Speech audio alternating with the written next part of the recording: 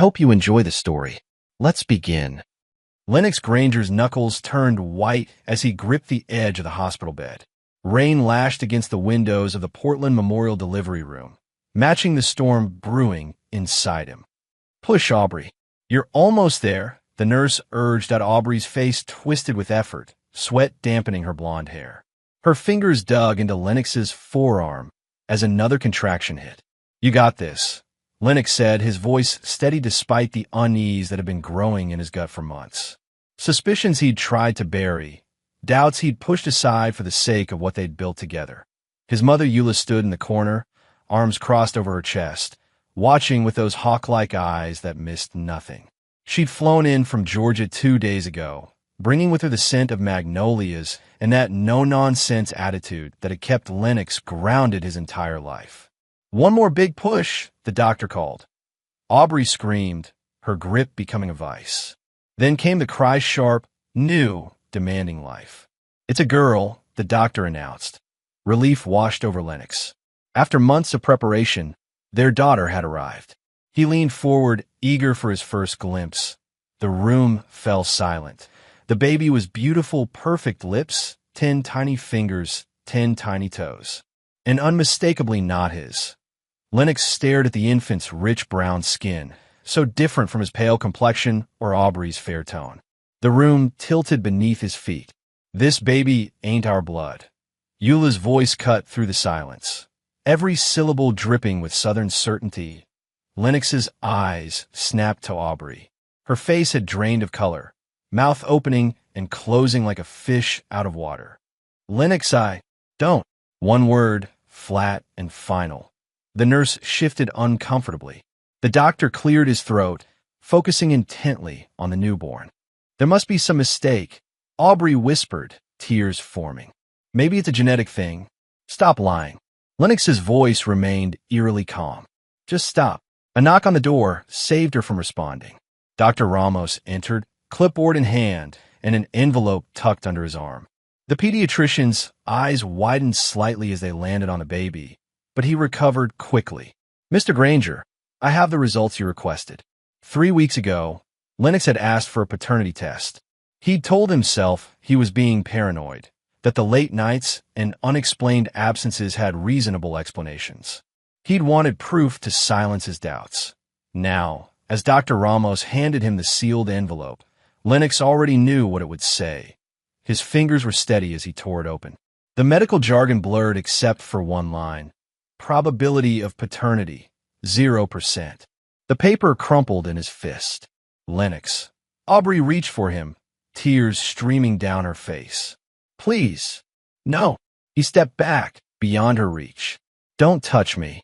Eula moved to his side, her hand on his shoulder. "Son." "Mom, take the baby." His voice was ice. "I need to talk to my wife." "Alone." The nurses exchanged glances but followed protocol, cleaning and wrapping the infant before handing her to Eula. Lennox waited until the medical staff filed out. Only Dr. Ramos lingered at the door. "I'll give you privacy," he said awkwardly. "But Mrs. Granger needs rest after the delivery." "This won't take long," Lennox replied. When the door clicked shut, he turned to Aubrey. Her face was blotchy with tears, hands clutching the hospital blanket. "Who?" The question hung between them, sharp as a blade. "It was a mistake, Lennox." "One night." "Who?" Louder this time. "It doesn't matter." It meant nothing. It meant everything. His control finally slipped. It meant our marriage. It meant the past 4 years of my life. It meant the future I thought we were building. "Now tell me who." "Someone I met at a design conference." "It was just once." "Bullshit." Lennox cut her off. "That baby isn't just once. That baby is someone you've been with enough that when she came out looking like him, you weren't surprised." Aubrey's silence confirmed it. "I want you out of our house when they release you," he said quietly. "Don't come back. Don't call me. We're done." "What about the baby?" Her voice was small. "That's not my baby." "Lennox, please. You made your choice." He moved toward the door. "Now you live with it. You can't just walk away. We need to talk about this." Lennox paused, hand on the doorknob. "There's nothing to talk about. You destroyed everything. And I want nothing to do with you or that child." The door closed behind him with a soft click that belied the earthquake it represented in his life. In the hallway, Eula waited, the newborn in her arms. Her eyes, so like his own, were filled with a mixture of sorrow and fury. What now, son? Lennox looked at the baby, innocent in all this, but a living reminder of betrayal. Now I find out the truth. All of it. The house felt like a museum of lies. Lennox stood in the doorway of what should have been the nursery, staring at the yellow walls Aubrey had insisted on. Yellow works for any gender, she'd said, paintbrush in hand, smiling that smile he now questioned. Had she known then? Had she already been sleeping with someone else while picking out cribs and debating names? The sound of a car in the driveway pulled him from his thoughts. 3 days after the birth, and Aubrey was home, but not for long that he met her at the door. She looked smaller somehow, clutching a hospital bag in one hand and a car seat in the other. The baby slept inside, oblivious to the destruction around her. "Can I come in?" Aubrey asked, voice trembling. Lennox stepped aside without a word. She placed the car seat on the coffee table and turned to face him. "Lennox, we need to talk." "So talk." "I made a terrible mistake." "A mistake is forgetting to pay a bill," he interrupted. "This was a choice. Multiple choices over and over. It wasn't like that." Tears filled her eyes again. "It happened once, and then it got complicated." "Complicated?" He laughed, the sound hollow. "Simple question. Who is he?" Aubrey looked away. "It doesn't matter. It matters to me. Someone I met through work. A client's friend. It didn't mean anything. You're still lying." Lennox's voice hardened. "One more chance? Who is he?" "Why? So you can confront him?" "What good will that do?" "The truth. That's what it will do." He stepped closer. "I want to know who destroyed my life." "You're being dramatic." "Dramatic?" His voice rose. "You cheated on me, Aubrey.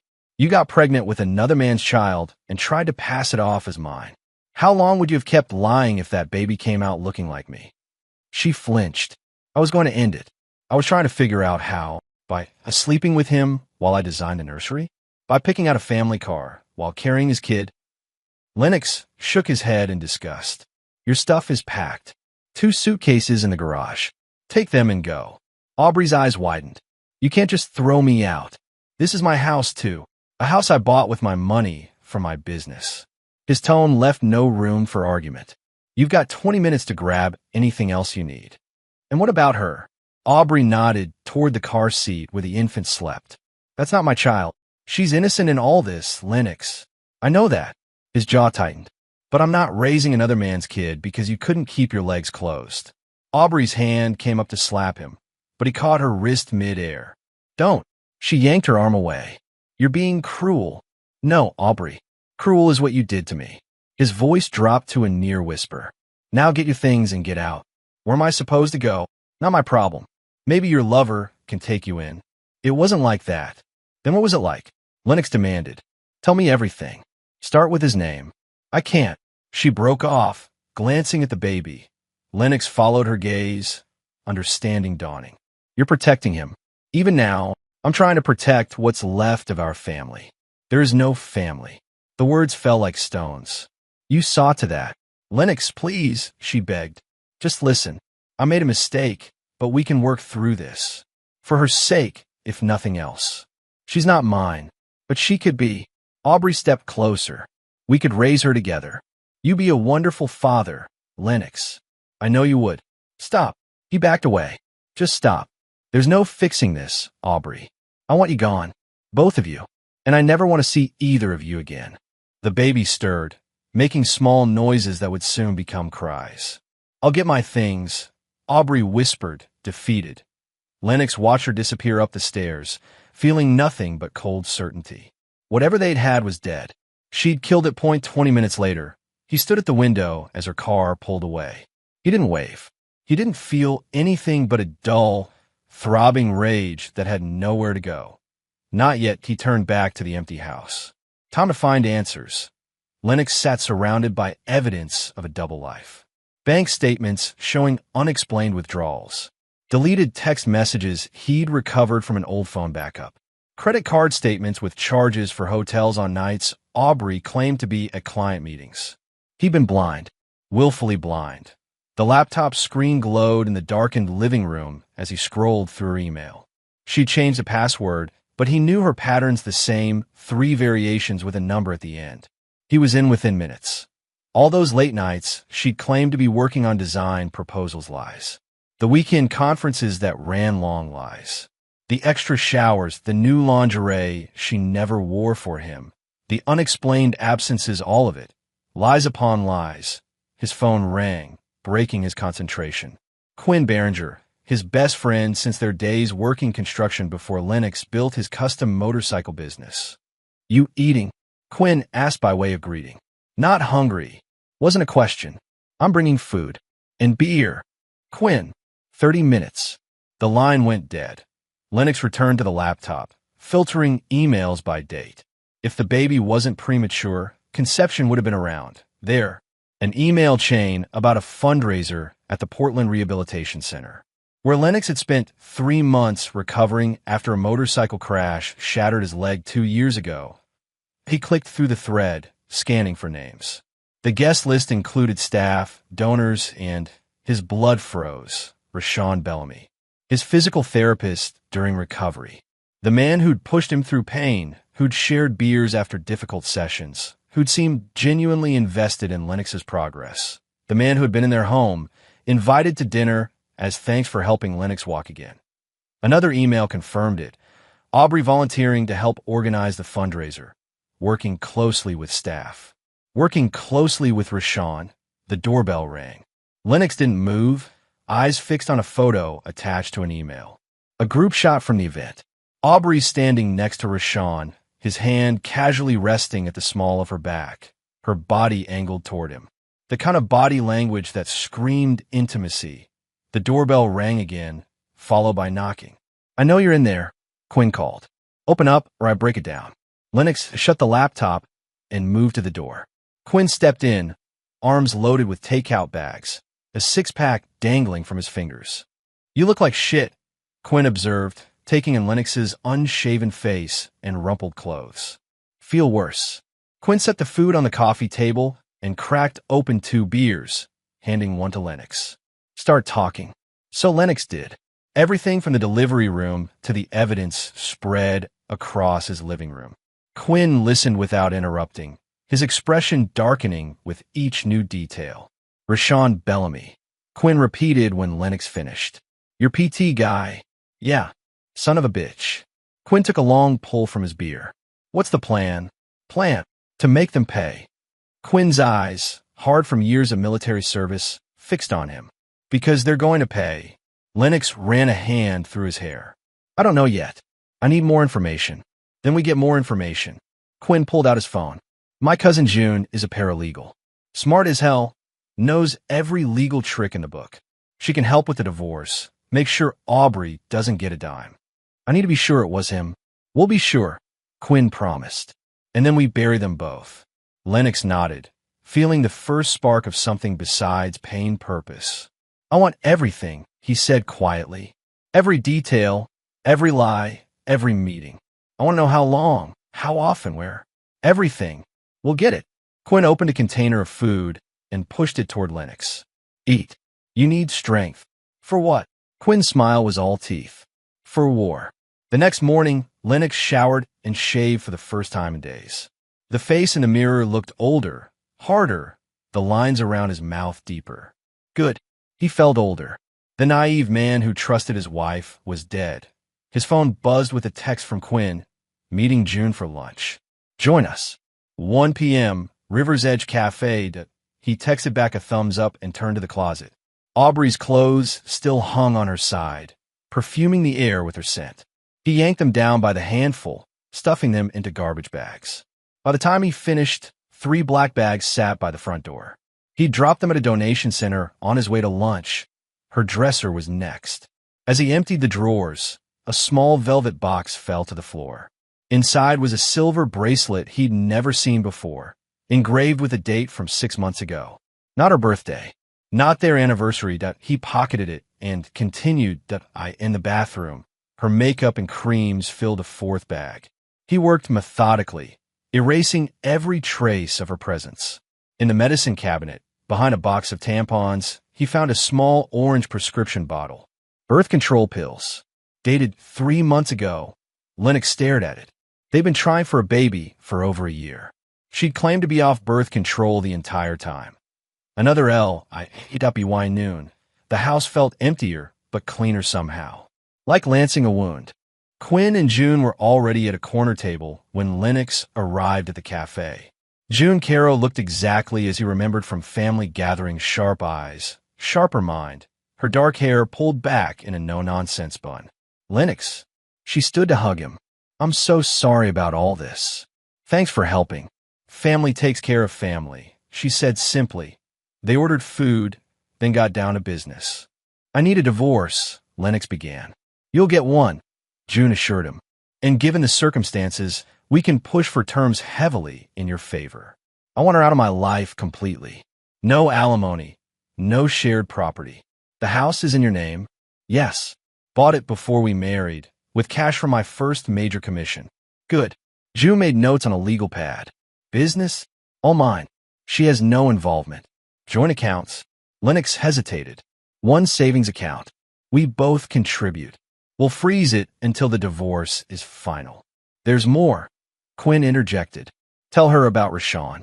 Lennox explained his discovery, showing June the emails and the bracelet. Bastard, June muttered. This helps your case. Infidelity, especially long-term, can influence the judge. I want to be sure, Lennox insisted. If I'm going after him, I need solid proof. Leave that to me, Quinn said. I'll find out exactly what's been going on. Legally, June warned. We don't need you getting arrested for stalking. Quinn's smile didn't reach his eyes. I'm just going to talk to some people. Nothing illegal about that. What about the baby? June asked Lennox. Not mine. His tone left no room for discussion. DNA already confirmed it. She might try to argue for support anyway. Some judges are sympathetic too. No, Lennox cut her off. That child is not my responsibility. I want that crystal clear in any agreement. I'll make sure of it, June promised. But be prepared, this could get ugly. It already is. Lennox looked between his two allies. I trusted both of them, welcomed them into my home, and they betrayed me in the worst possible way. They'll pay, Quinn said quietly. Yes, Lennox agreed, the cold certainty settling deeper into his bones. They will. Lennox's workshop had always been his sanctuary. The smell of metal and oil, the precise tools lined up on pegboards, the half-built motorcycles waiting for his touch. This was where the world made sense. Where he was in control, he bent over the frame of a custom Harley, torch in hand, welding with practiced precision. The spark and hiss matched his mood. Hot, dangerous, focused. The side door opened, and Quinn stepped in, carrying a manila folder and a coffee tray. Progress? Lennox asked, pushing up his welding mask. Better than expected. Quinn handed him a cup. Seems your boy Rashawn has quite a reputation. Lennox set down his tools and took the coffee. Tell me, he's a serial cheater. Divorced 3 years ago because he couldn't keep it in his pants. Ex-wife's name is Maya, and she hates his guts. They've got a nasty custody battle going for their kid. How'd you find all this out? Quinn's smile was wolfish. I joined his gym. Amazing what people will tell you in the locker room. Lennox opened the folder. Inside were printouts of social media posts, newspaper clippings about Rashawn's new fitness center, and several blurry photos taken from a distance. Rashawn entering an apartment building. Rashawn at a restaurant with a woman who wasn't Aubrey. He gets around, Quinn said. Your wife wasn't special. The words stung, but Lennox needed to hear them. What about her? Has she contacted him? She's staying with her sister across town.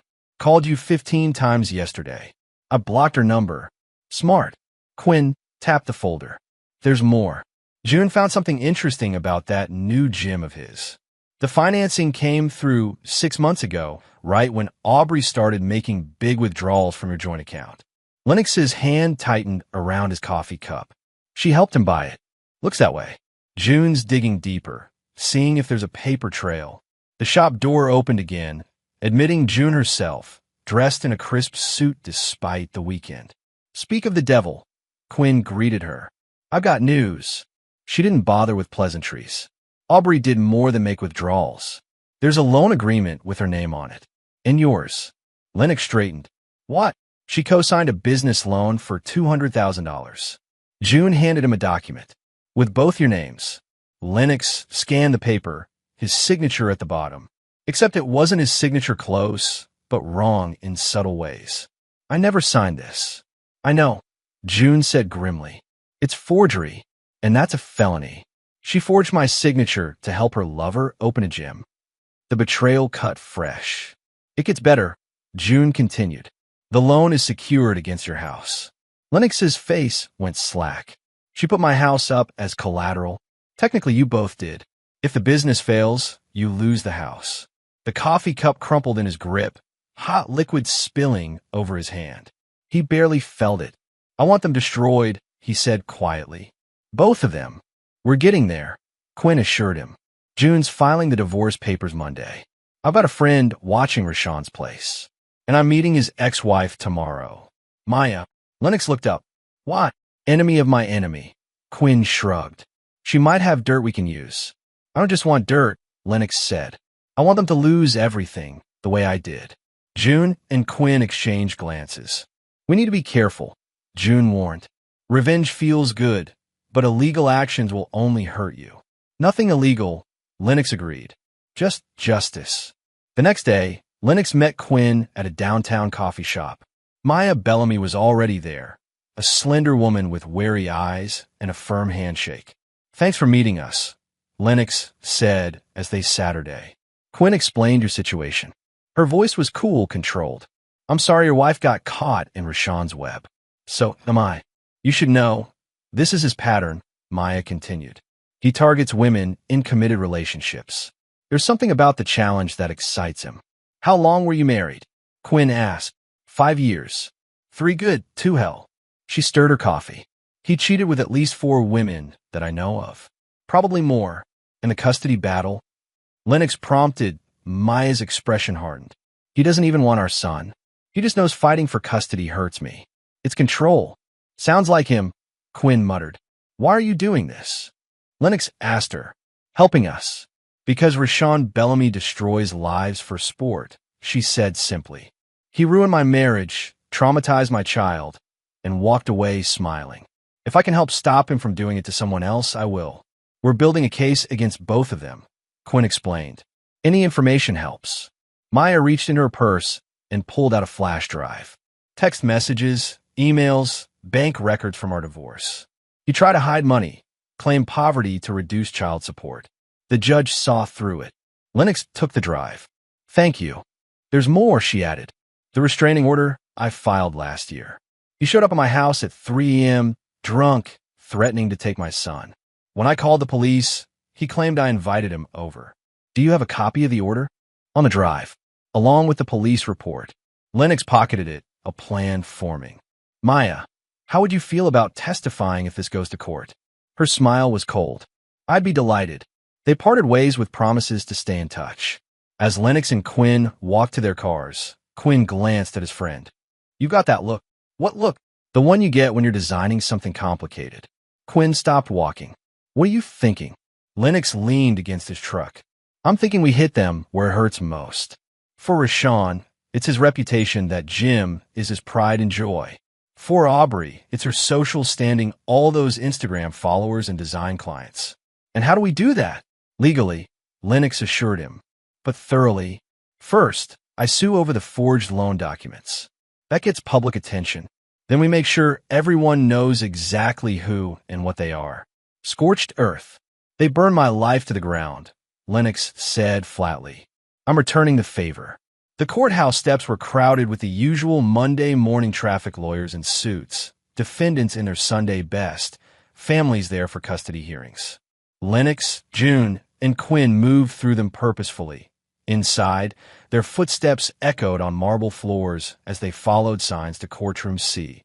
June led the way, briefcase in hand, her posture radiating confidence. Remember, she murmured as they approached the doors, let me do the talking. No matter what she says, no reactions. Lennox nodded. He'd prepared himself for seeing Aubrey again, or thought he had. She sat at the respondent's table, a young male attorney beside her. Her hair was pulled back severely, her face makeup-free and pale. She looked up as they entered, eyes locking with Lennox's. He felt nothing. "Where's the baby?" June asked quietly. "With her sister, probably," Lennox replied, taking his seat. The judge entered, a stern-faced woman in her 60s. Everyone rose, then sat again at her nod. "Granger versus Granger, petition for divorce and financial injunction," she read from the docket. "Let's begin." June rose. "Your Honor, we're seeking an emergency injunction to freeze joint assets pending divorce proceedings, as well as a ruling on the validity of a loan document we believe was fraudulently executed." "On what grounds?" the judge asked. "Forgery, Your Honor. Mrs. Granger co-signed a commercial loan using Mr. Granger's name without his knowledge or consent, putting their marital home at risk." Aubrey's attorney jumped up. "Your Honor, these are baseless allegations. Mr. Granger was fully aware of the investment. I have the original loan document here," June continued, unruffled, "along with examples of Mr. Granger's genuine signature from multiple sources. Even a cursory examination shows discrepancies." The judge accepted the documents, studying them with narrowed eyes. "Additionally," June added, "we have bank records showing Mrs. Granger made substantial withdrawals from joint accounts coinciding with payments to the business in question, a fitness center owned by Rashawn Bellamy, with whom Mrs. Granger has been conducting an extramarital affair." A murmur ran through the courtroom. Aubrey's face flushed. "That's prejudicial and irrelevant," her attorney protested. "It's relevant to motive, Your Honor," June countered.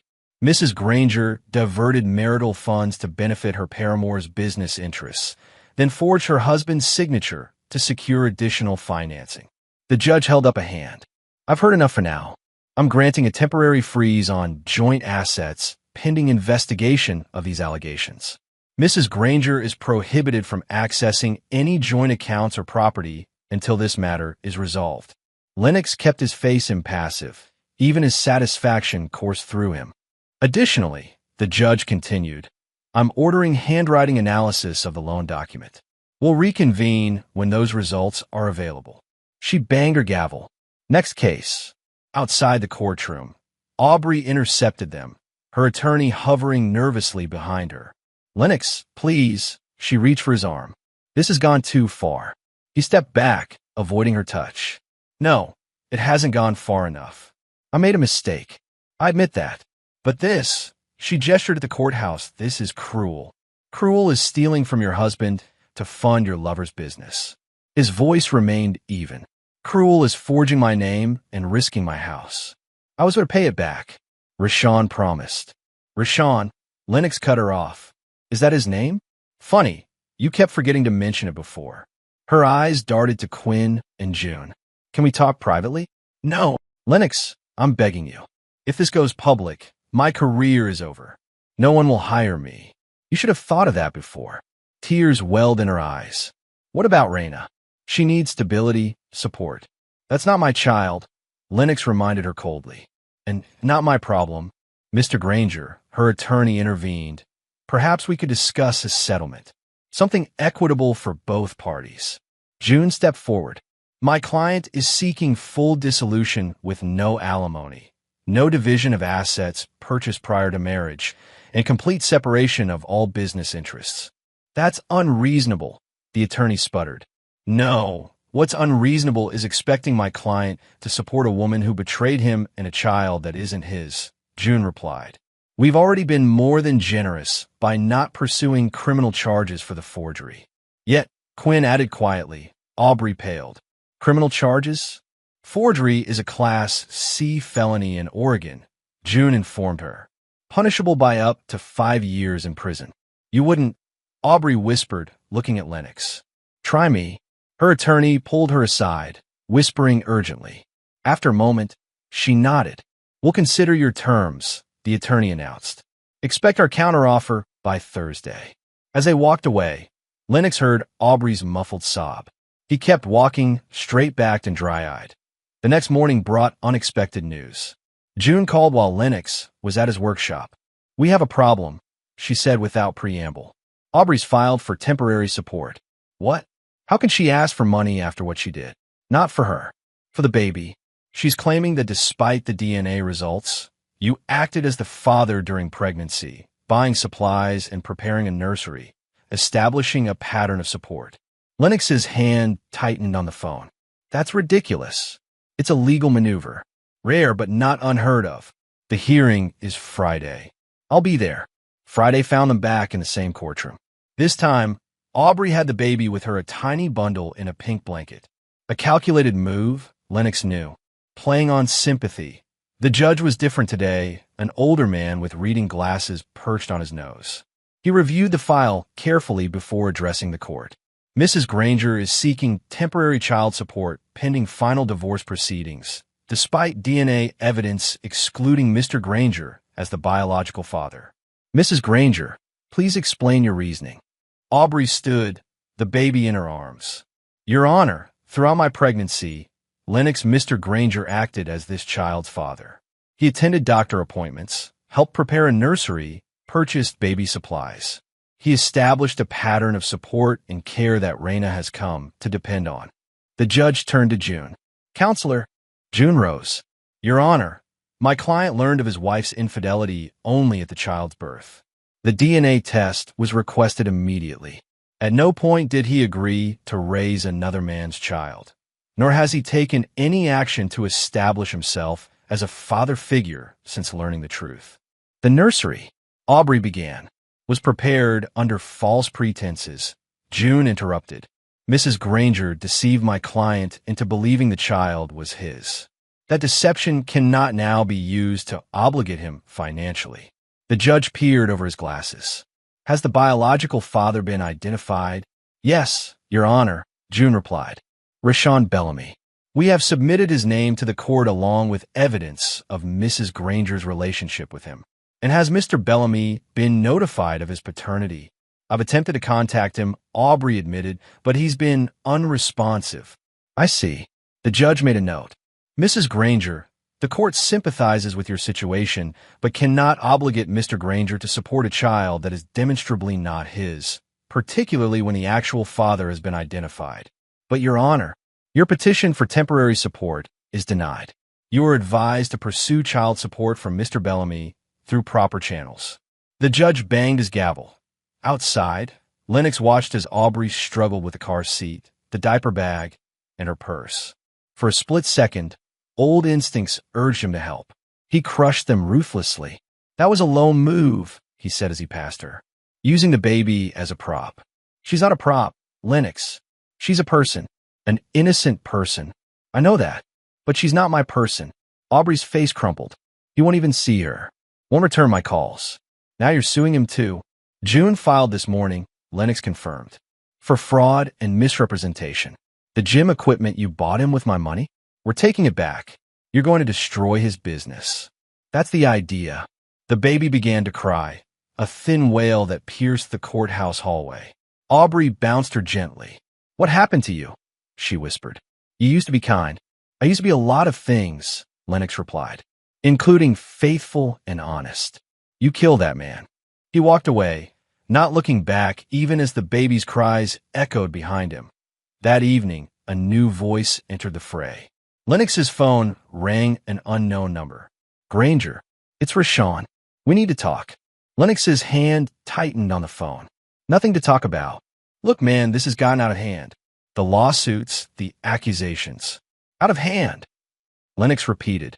You screwed my wife, got her pregnant, took my money, and now you're complaining because there are consequences? It wasn't like that. Then what was it like, Rashawn? Explain it to me. A pause. These things happen, man. People make mistakes. A mistake, Lennox echoed. That seems to be the word of the day.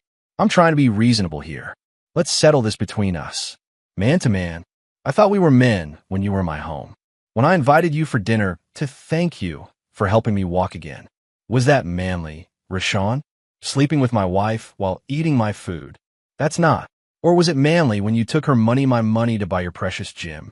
When you let her forge my name on loan documents? I didn't know about that, Rashawn insisted. That was all Aubrey's idea. So you're throwing her under the bus now? Classy. Listen. Rashawn's voice hardened. I've got money. We can settle this. Name your price. Lennox laughed, cold and sharp.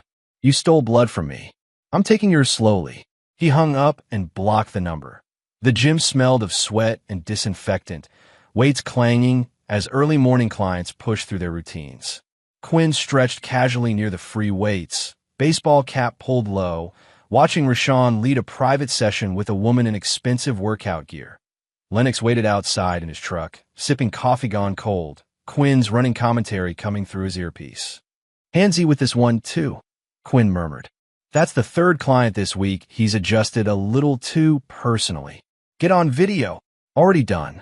This had been their routine for 2 weeks, now gathering evidence. Building a case not just for the courts, but for the court of public opinion. June's lawsuits were proceeding, but legal wheels turned slowly. Lennox's patience had limits. Quinn emerged 40 minutes later, sliding into the passenger seat. Got something better than video today, he said, pulling out his phone. That woman? Name's Jessica Mills. Husband's a city councilman.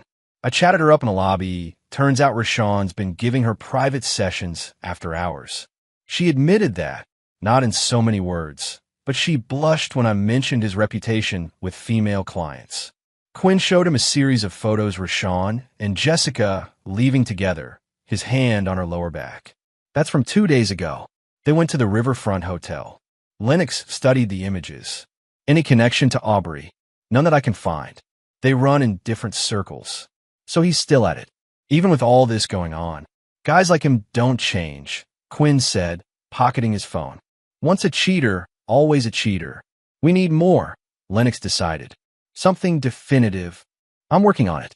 Maya's been helpful. Turns out Rashawn has a pattern with the women he targets. Married, successful, vulnerable in some way. He finds a crack and widens it until the whole thing breaks. Like Aubrey and me trying for a baby, Lennox murmured. Exactly. She was probably stressed, feeling pressure. He offered comfort, no strings. Until there were strings. Lennox started the truck. I want everything you can get. 2 days later, the pieces fell into place. Quinn arrived at Lennox's workshop with June, both looking grimly satisfied. We've got him, Quinn announced, tossing a flash drive onto Lennox's workbench. Hours of footage from the gym. Private sessions, after-hours meetings, the works. And this, June added, placing a folder beside it. Financial records Maya's lawyers subpoenaed for the custody case. Rashawn's been systematically hiding income from the gym, reporting losses while pocketing cash payments. Lennox picked up the folder. Tax fraud.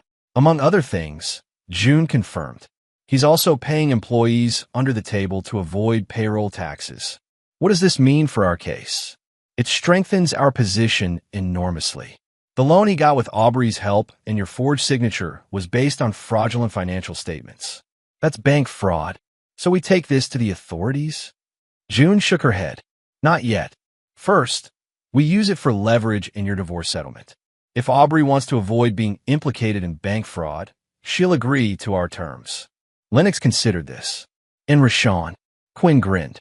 That's where my footage comes in. His clients, his investors, his business partners, they all think he's legitimate. What happens when they see these videos? His reputation tanks, Lennox realized. The gym fails. And when it fails, June added, the loan defaults. But my house will be protected once we prove the signature was forged. June's smile was razor sharp. I've already got a forensic handwriting expert's report confirming it. Lennox looked between them, a weight lifting from his shoulders for the first time in weeks. So we've got them. We've got them, Quinn agreed. Just say the word. Do it. The next day, anonymous emails went out to Rashawn's investors, clients, and business partners. Each contained selected video clips and financial documents, with a simple message, know who you're dealing with. Simultaneously, June filed their expert's report with the court, along with a motion to dismiss Aubrey from the loan agreement and hold Rashawn solely responsible. The effects were immediate and devastating. By afternoon, Rashawn's phone was ringing nonstop, angry investors, canceling clients, reporters seeking comment. The gym's social media pages flooded with questions and accusations. Lennox watched from a distance, feeling a cold satisfaction as the carefully constructed house of cards collapsed. That evening, Aubrey called from an unfamiliar number. Against his better judgment, Lennox answered. "What have you done?" Her voice was ragged. "Nothing illegal," he replied calmly. "Just made sure the truth came out. He's ruined, Lennox.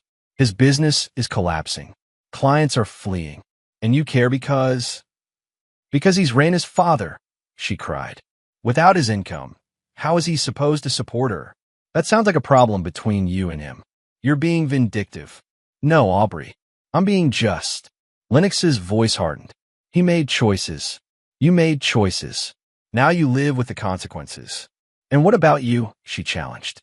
"Does destroying us make you feel better? Does it heal anything?" "It's not about healing," Lennox said quietly. "It's about justice." A bitter laugh. "Justice? Is that what you call this witch hunt?" "I call it karma. The Lennox I knew wouldn't do this. The Lennox you knew died in that delivery room." He ended the call, blocking this number too, but the victory felt hollow somehow. Empty. He had struck back, hard and effectively. So why didn't it feel like enough? Because there was still more to do, still more truth to uncover. And somewhere deep in his gut, a nagging feeling that something about this whole situation didn't add up. The mediation room was sterile and impersonal, with beige walls and a long table that separated Lennox and Aubrey like opposing armies. Their attorneys flanked them, June cool and collected, Aubrey's lawyer looking increasingly desperate. "My client is willing to concede all financial claims," the lawyer was saying. "She acknowledges the forgery and accepts responsibility." "That's a start," June replied. "But Mr. Granger still has concerns about ongoing harassment." "Harassment?" Aubrey looked up, eyes red-rimmed. "I've barely contacted him." 17 calls from various numbers, June corrected, plus attempts to contact him through mutual friends and family members. "I was trying to explain. My client isn't interested in explanations," June said. "He wants a clean break with no further contact." The mediator, a gray-haired woman with a perpetually neutral expression, made notes. "What about personal property? Has that been divided satisfactorily?" "Mrs. Granger has removed her belongings," June confirmed. "Any items remaining in the house are considered abandoned and will become Mr. Granger's property." "I left photo albums," Aubrey said quietly. "Our wedding pictures. You can have them." Lennox spoke for the first time. "I don't want them." Aubrey flinched. "Is there anything else to discuss?" the mediator asked. "Yes." Aubrey's lawyer straightened. "My client would like to request that Mr. Granger cease his campaign against Mr. Bellamy." Lennox raised an eyebrow. "Campaign? The distributed videos, the complaints to regulatory agencies, the rumors spread to his clients." The lawyer looked uncomfortable. "It's becoming harassment." "My client has merely shared factual information," June countered. "If Mr. Bellamy's business practices can't withstand scrutiny, that's hardly Mr. Granger's fault. It's vindictive, and you know it." Aubrey burst out. "You're systematically destroying him because you can't stand that I chose him over you." The room went silent. "Is that what you think happened?" Lennox asked quietly. "That you chose him? I made a mistake," Aubrey said, her voice dropping. "I've admitted that. I've apologized. I've given up everything in this divorce. What more do you want?" "The truth," Lennox replied. "Not more lies about one night or barely knowing him. The actual truth for once." Aubrey looked away. "What does it matter now?" "It matters to me." The mediator cleared her throat. "Perhaps a short break would be beneficial." "No," Aubrey said suddenly. "No more breaks. No more delays. You want the truth, Lennox? Fine. Rashawn and I had a relationship. It started during your physical therapy and continued after. It wasn't just physical. I had feelings for him. Real feelings." Lennox's face remained impassive. "And the baby is his," she admitted. "I knew it might be. I hoped it was yours, but I knew." "Why lie?" he asked. "Why not just leave me if you wanted him?" Aubrey's shoulders slumped. "Because he didn't want me to leave you. He liked the arrangement as it was. And then I got pregnant, and he panicked, and suddenly everything fell apart. So you were going to pass his child off as mine. Let me raise it, never knowing. I don't know what I was going to do," she whispered. "I was scared and confused and trying to hold everything together. By lying to everyone." "Yes." She looked up, tears streaming now. I'm sorry, Lennox. Truly sorry. He studied her face, the face he'd once loved, once trusted completely. Now he saw only a stranger. I want the divorce finalized this week, he told June. Whatever it takes. June nodded. I'll make it happen. Outside the mediation center, Quinn waited by his truck. How'd it go? She admitted everything, Lennox said, climbing into the passenger seat. Finally. And nothing. It changes nothing. Quinn started the engine. Where to? Lennox checked his watch. The shop. I've got a bike to finish. They drove in silence for several minutes before Quinn spoke again. June called earlier. Said Rashawn's been trying to reach you. Offering money again. How much? 50,000. Quinn snorted. As if that covers it. It doesn't. What are you going to do? Lennox looked out the window at Portland passing by, gray and rainy as his mood. Keep going. Until there's nothing left of either of them. At the workshop, Lennox lost himself in metal and chrome, the precise work of building something beautiful from raw materials. Hours passed unnoticed until his phone buzzed with a text from an unknown number that a photo of Raina appeared on the screen, with a simple message, she deserves to know her father. Lennox blocked the number without replying. Another buzz, another unknown number. Please talk to me. I'm begging you. Blocked at a third. Rashawn wants to meet. Says he can make this right. Blocked. The fourth came from a number he recognized, Dr. Ramos, the pediatrician from the delivery room. Mr. Granger, please contact me regarding an urgent matter with baby Raina. Medical issue requiring immediate attention. Lennox frowned. What medical issue could possibly involve him? He wasn't the father. Still, something in the message's tone made him hesitate. After a moment's consideration, he called the number. Dr. Ramos speaking. It's Lennox Granger. You texted about Raina. Mr. Granger, thank you for calling. The doctor's voice was grave. I need you to come to my office. There's been a development regarding the baby's paternity that I can't discuss over the phone. I already know I'm not the father. The DNA test was conclusive. Yes, but there's more to it. Please, Mr. Granger. It's important. Something in the doctor's tone sent a chill down Lennox's spine. When? Can you come now? I'll wait. I'll be there in 30 minutes. The pediatrician's office was quiet, the last patients of the day long gone. Dr. Ramos met Lennox at the door, looking tired and troubled. Thank you for coming, he said, leading Lennox to his private office. What I'm about to tell you is, well, unprecedented in my practice. Just say it. Dr. Ramos sat behind his desk, pulling out a file. After your paternity test showed you weren't Raina's father, the hospital ran standard genetic screening on a baby. There were some anomalies that required additional testing. What kind of anomalies? Markers that didn't match either parent. The doctor opened the file. Mr. Granger, the DNA results are definitive.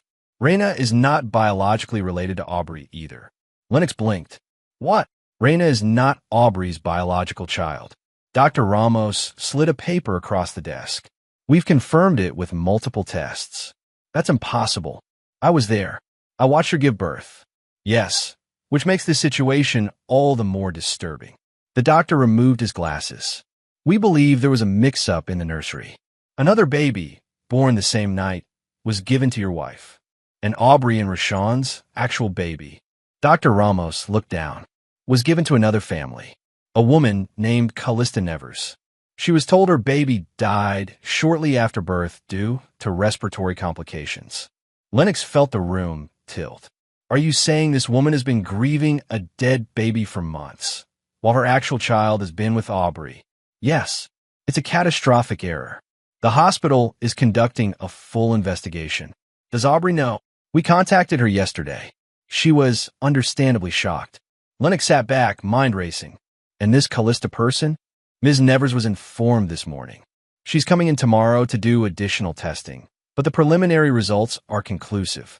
Raina is her biological daughter, and the father, unknown at this time. Ms. Nevers was unmarried and declined to name the father on the birth certificate. Lennox rubbed his face. What happens now? Legally, it's complicated.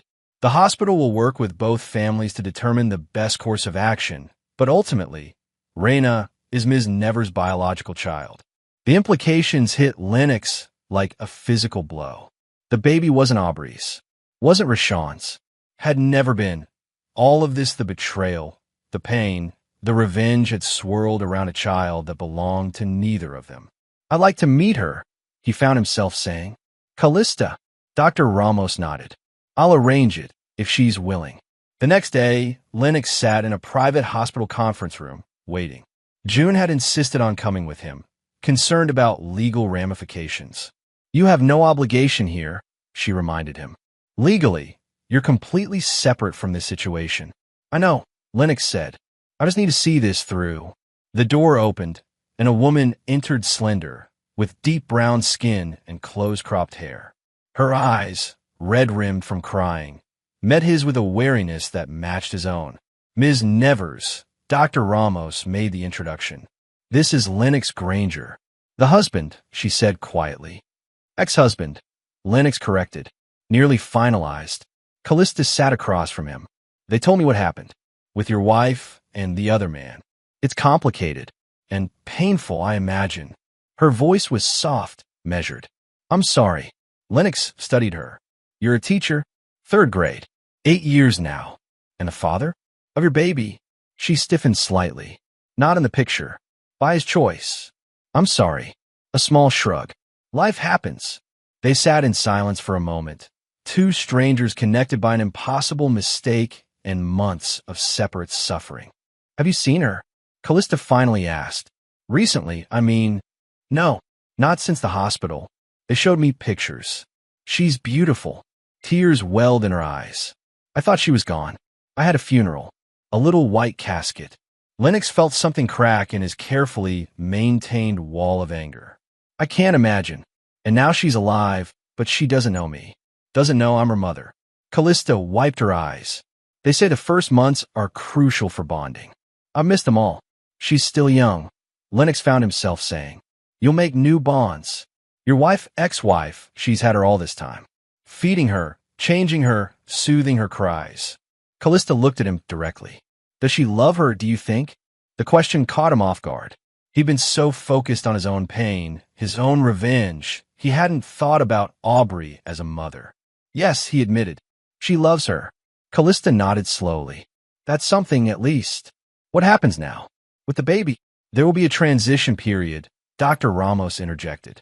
"Supervised visits, gradually increasing until full custody is transferred to Ms. Nevers." "It feels cruel," Callista murmured. "Taking her from the only mother she's known. But she's mine, my flesh and blood."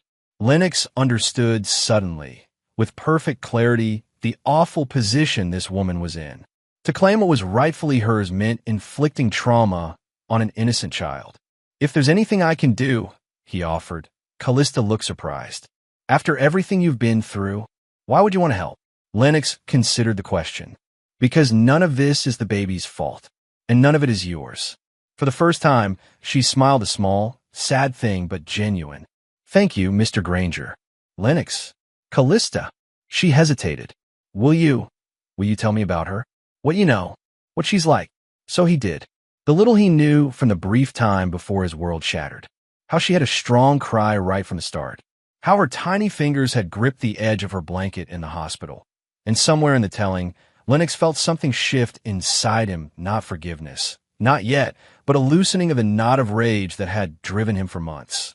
The door opened, interrupting them. Aubrey stood there, looking as shocked to see Lennox as he was to see her. "I was told to come." She trailed off, eyes moving to Callista. "You're her, the mother." Callista stood. "And you're the woman who's been raising my daughter." The tension in the room could have been cut with a knife. Lennox rose, preparing to leave, but Aubrey stopped him with a hand on his arm. "Wait, please. You should hear this too." Dr. Ramos cleared his throat. "Mrs. Granger has been speaking with the hospital administration. She has a proposal regarding the transition." Aubrey looked directly at Callista. "I know she's yours. I know you have every right to take her immediately. But I'm begging you for Raina's sake, let it be gradual.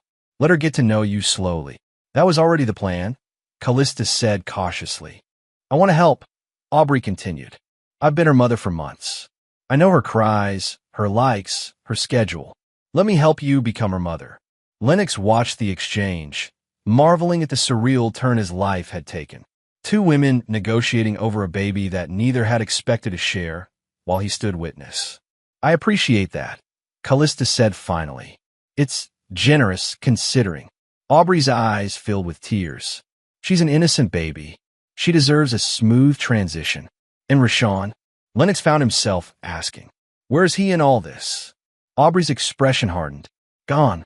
When he found out Raina wasn't his, he wanted nothing to do with any of it. Called it too much drama. Somehow, Lennox wasn't surprised. I should go, he said. This is between you two now. Lennox. Aubrey stopped him again. I know you hate me. I know what I did was unforgivable. But please stop the lawsuits. Stop the campaign against Rashawn. It's over. We're all paying for our mistakes. He really looked at her for the first time in months. She was thinner, exhausted, eyes hollow with grief and stress. Rashawn had abandoned her. The baby wasn't hers. Her reputation was in tatters. Her career hanging by a thread. She's right, Callista said quietly. Enough people have been hurt by all this. Lennox looked between the two women, then at Dr. Ramos, watching the scene with professional detachment. I'll talk to June, he said finally. About the lawsuits. Thank you. Aubrey whispered. He nodded curtly and left, unable to stand another moment in that room, full of broken lives and unexpected connections. I in the parking lot. He called Quinn. We're pulling back, he said without preamble. On Rashawn. On all of it. What? What? Quinn sounded bewildered. We've got them on the ropes. The baby isn't theirs. Lennox explained the situation briefly. None of this was ever about the baby. So? That doesn't change what they did to you. No, but it changes things. Lennox got into his truck. I'm not forgiving them. I'm just done. They've lost enough. Lennox. It's my decision, Quinn. I appreciate everything you've done, but it's time to move on. A long silence, then, if that's what you want. It is. What about the divorce? Still happening. Still on my terms. But the rest of it? The systematic destruction? I'm calling it off. All right, Quinn said, clearly reluctant. Your call. Lennox drove home, mind racing. The house felt empty and cold when he entered. How long had it been since it felt like a home? Since before the doubts began, before he started noticing Aubrey's absences and excuses, that he moved to the nursery, standing in the doorway of a room he'd helped paint, the crib he'd assembled. All for a child that wasn't his. Wasn't even Aubrey's. The unfairness of it all struck him anew. Callista, grieving a baby that was alive. Himself, betrayed by the two people he should have been able to trust. Even Aubrey, raising a child she thought was hers, only to learn she had no biological claim. The only true villains were Rashawn, who abandoned everyone when things got difficult, and the hospital, whose inexcusable error had compounded the damage. His phone rang June. I just got a call from Aubrey's lawyer, she said. They're accepting all our terms for the divorce. No contests, no claims, clean break. Good, Lennox said tiredly. Let's finish it. Are you sure about dropping the other lawsuits? We have solid cases. I'm sure. It's time to end this. All right, I'll draw up the paperwork. She paused. Lennox, for what it's worth, I think you're doing the right thing. Do you? Yes. There's justice, and then there's vengeance. One heals, the other consumes. After hanging up, Lennox wandered into his bedroom. On the nightstand sat a framed photo. He hadn't been able to bring himself to remove himself and Aubrey on their honeymoon, laughing on a Hawaiian beach. They looked happy. Had they been? Or had it all been built on sand, destined to wash away with the first serious tide? He took the photo, studied it one last time, then dropped it into the trash. The courthouse was quiet on Monday morning when Lennox arrived for the final divorce hearing. June waited on the steps, briefcase in hand. Ready? She asked as he approached. More than ready. Inside, Aubrey was already seated with her attorney, looking subdued in a simple gray dress. No makeup, hair pulled back, the picture of contrition. Lennox ignored her as he took his seat. The judge entered a different one this time, younger, with a reputation for efficiency. Granger versus Granger, final dissolution of marriage, he read from the docket. I understand both parties have agreed to terms? Yes, Your Honor. Both attorneys replied simultaneously. Let me review. He flipped through the paperwork. Mrs. Granger relinquishes all claims to property acquired before and during the marriage. Mr. Granger assumes sole responsibility for the business. No alimony. No shared assets. Mrs. Granger acknowledges responsibility for unauthorized use of joint funds and forgery of loan documents, but Mr. Granger declines to pursue criminal charges. He looked up. Is this accurate? Yes, Your Honor, June confirmed. Mrs. Granger, do you understand and accept these terms? Aubrey's voice was barely audible. Yes, Your Honor. And you enter into this agreement voluntarily, without coercion? Yes. The judge nodded. Mr. Granger, do you accept these terms as written? I do, Lennox replied. Then by the power vested in me by the state of Oregon, I hereby dissolve this marriage. The judge signed the decree. You are both free to go your separate ways. Simple words to end 4 years of marriage. Lennox felt nothing. No relief, no sadness, no closure. Just emptiness. Outside, Aubrey approached him hesitantly. Lennox, could I speak with you? Just for a moment. June gave him a questioning look. He nodded. It's fine. When they were alone, Aubrey spoke softly. I wanted to tell you that Callista and I have worked out a transition plan. She's a good person, kind, considering everything. I'm glad, Lennox said neutrally. I also wanted to say, she took a deep breath. I know you won't forgive me. I don't expect you to, but I'm truly sorry for what I did. Not just the affair, but the lies, the theft, all of it. You deserve better. Lennox studied her face, searching for the manipulation, the angle. Found none. Yes, he agreed. I did. Tears welled in her eyes. I hope someday you find happiness again, Lennox. Real happiness. Is that all? She nodded, wiping her eyes. That's all. Goodbye, Lennox. He watched her walk away, feeling neither satisfaction nor pain. Just the hollow knowledge that something that had once been precious was now irreparably broken. June rejoined him. You okay? Fine. He turned away from Aubrey's retreating figure. It's over. What now? Now I rebuild. He headed for the exit, just like I always do. The following week brought an unexpected call. Callista Nevers, asking if they could meet. They arranged to meet at a quiet cafe downtown. She was already there when he arrived, a sleeping Raina in a carrier beside her. Thank you for coming, she said as he sat down. I wasn't sure you would. I wasn't sure either, he admitted. How are things going? Slowly. Her smile was tired but genuine. The transition is challenging, but we're finding our way.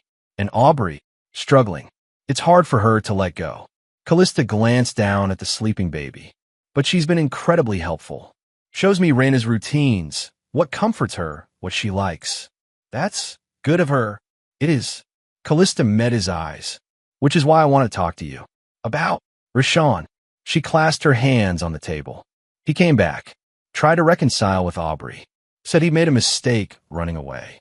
Lennox's jaw tightened, and she refused him, told him it was too late, that she'd chosen Raina and me over him. Why are you telling me this? Because I thought you should know that she's chosen a harder path. The right path. Callista's gaze was steady. She could have gone back to him, started over. Instead, she's helping me transition into motherhood, knowing it means losing Raina completely. Lennox absorbed this. It doesn't erase what she did. No, Callista agreed. But it says something about who she is now, doesn't it? He didn't answer directly. How are you doing? With all of this? Overwhelmed. Joyful. Terrified. She smiled faintly. I thought I'd lost her forever. Now I have to learn how to be her mother overnight. You'll manage. I will. She hesitated. There's something else I wanted to ask you. What's that? Would you be willing? I mean, I know this is presumptuous, but would you tell Raina about me someday? When she's older and has questions about this time? Lennox blinked in surprise. Me? You're the only one who saw it all from the outside, without the emotional entanglements Aubrey and I have. Callista looked at the sleeping baby. Someday, she'll want to know her story. The whole story. I'm not sure I'm the right person for that, Lennox said carefully. I was only in her life for a few hours. But you were there at the beginning. And you're here now, talking to her mother. Callista leaned forward. I'm not asking for involvement. Just availability, maybe if she ever needs another perspective. Lennox studied the baby peaceful in sleep, unaware of the chaos surrounding her existence. Innocent. I can do that, he found himself saying. If she ever asks. Thank you. Callista's relief was palpable as they parted ways. Lennox watched them go, the teacher and the baby who wasn't his, never had been, but who had upended his entire life nonetheless. She's yours, he said quietly to Callista's retreating back. Not mine. I was just holding on to a lie. 6 months later, Lennox stood in the expanded workshop of Granger Custom Motorcycles. Business had recovered from the divorce drama and was thriving again. 3 new hires worked at stations around the space, while Quinn managed the front office. The bell over the door jingled, and June walked in, impeccable as always in a tailored suit. Thought I'd find you here, she said, making her way through the workshop. Never not working, are you? Best therapy I know. Lennox wiped his hands on a rag. What brings you by? News. Thought you'd want to hear it in person. She perched on a stool. Rashawn Bellamy's gym is officially bankrupt. Closed its doors yesterday. Lennox nodded, unsurprised. After the tax fraud charges, it was inevitable. He's facing jail time, June continued. The IRS doesn't play around. And Aubrey, moving to Seattle from what I hear. Fresh start. June studied him. Does it matter? Lennox considered the question. No, not anymore. Good. She smiled. Because I brought something else too. She reached into her briefcase and pulled out a bottle of whiskey. To celebrate 1 year of your new life. Quinn appeared from the office. I heard alcohol. Count me in. They gathered in the small break room. Quinn producing 3 glasses from a cabinet. To freedom, June proposed, raising her glass. To justice, Quinn added. Lennox lifted his own. To moving forward. The whiskey burned, pleasantly going down, warming his chest. He looked around at his 2 closest allies, the ones who'd stood by him through the darkest period of his life. I never properly thank you both, he said quietly. For everything. Quinn waved it off. That's what family does. Still, Lennox insisted. I wouldn't have made it through without you. You're stronger than you think, June said. You always were. Later, after they had gone, Lennox returned to the bike he'd been working on, a custom Triumph, sleek and powerful. His phone buzzed with a text from an unfamiliar number. It was a photo of Raina, now approaching her first birthday, sitting in Callista's lap, both smiling at the camera. The message read, She's walking now. Thought you might like to know. So Lennox looked at the photo for a long moment, then typed a reply. She looks happy. You both do. The response came quickly. We are. Thank you for everything. That he pocketed his phone and returned to his work, hands steady as he shaped metal to his will. Outside, Portland rain tapped against the skylights, a gentle reminder of the storms weathered and survived. In the corner of the workshop hung a framed quote, installed during the recent renovation. The strongest steel is forged in the hottest fire. Lennox glanced at it as he reached for his welding torch. He'd been through the fire, all right, and emerged not just intact, but stronger, harder, more certain of who he was and what he would and would not tolerate in his life. That he flipped down his welding mask and ignited the torch. Sparks flew as he fused metal to frame, creating something new and powerful from raw materials, just like he'd done with his own life.